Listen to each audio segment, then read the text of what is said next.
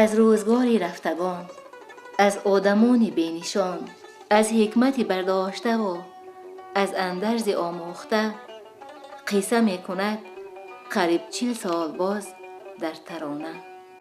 سر بر فلک بسایم از افتخار تاجیک، شادم از آن که هستم من از تبار تاجیک، شادم از آن که هستم من از تبار تاجیک.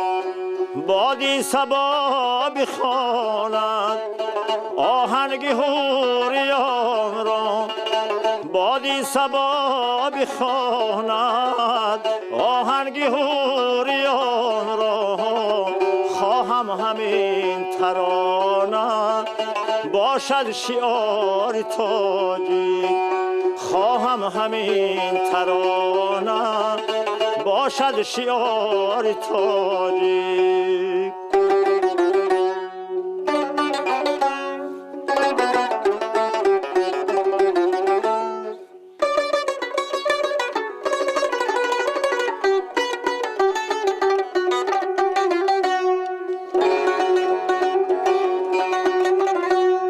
باشد نیایشی من هر لحظه از خداوند، صلح و سعادت آور بر روزگار تاجیک، صلح و سعادت آور بر روزگار تاجیک. بر گوش من بخواند آن دم که غصه دارم، بر گوش من بخواند آن هم که غصه دارم. نوشابه صدایی مرغوله دار تاجیک، نوشابه صدایی مرغوله دار تاجیک. انیق که با این اسلوب، با این سبک، با این لحن و با این سوز می رود سازهاش به دوری های دور، می گذرد از حدود دیده ها و شنیده ها و صاحب آواز را جا می سازد در جای جان ها. روزی که دور رفتم از دامن دیارم، درهای بشکوبم من در خمار تاجیک.